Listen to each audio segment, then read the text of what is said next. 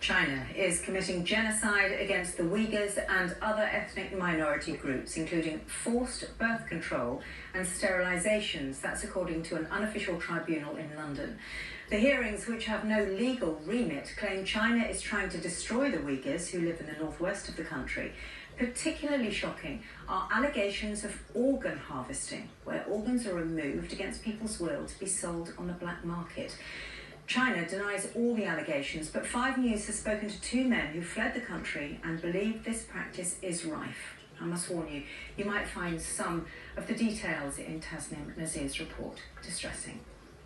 This is one of the alleged labour camps in Xinjiang, where human rights campaigners say Uyghurs have been arrested, detained and forced into slave labour just for being Muslim.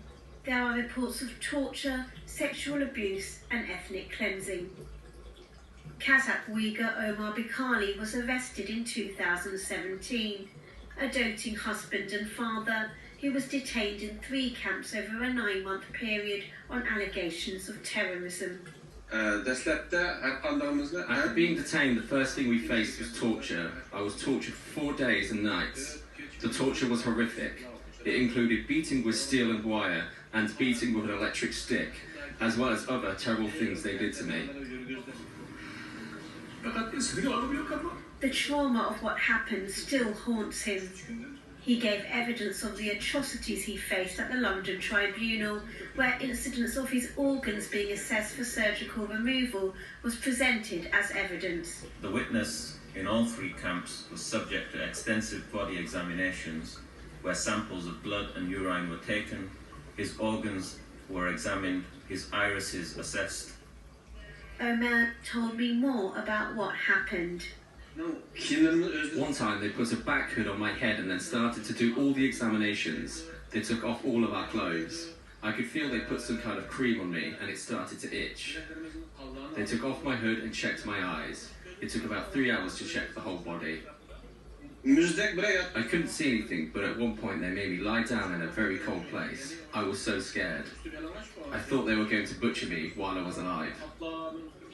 It's a notion Enver Totti upholds. As a young surgeon in the 90s, he was required to remove organs from executed prisoners. He told me about a time he was driven unknowingly to an execution ground.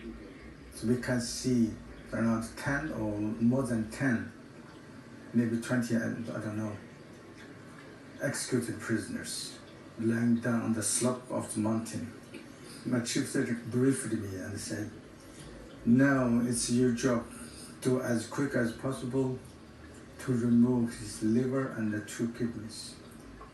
Then I turned into, like robot to carry out the task you are programmed to do. When I cut his skin through, the blood comes out. So that is to say, his heart is still pumping the blood.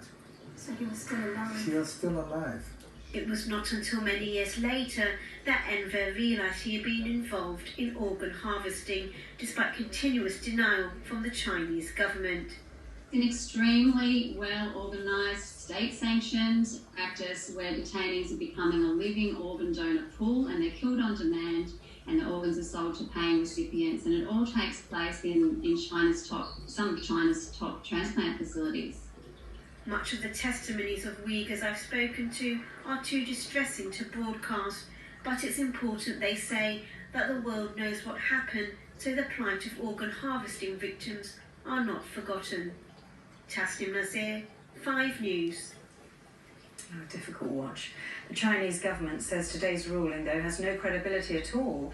It says it was made by liars using false statements and false evidence to smear China. That's the statement from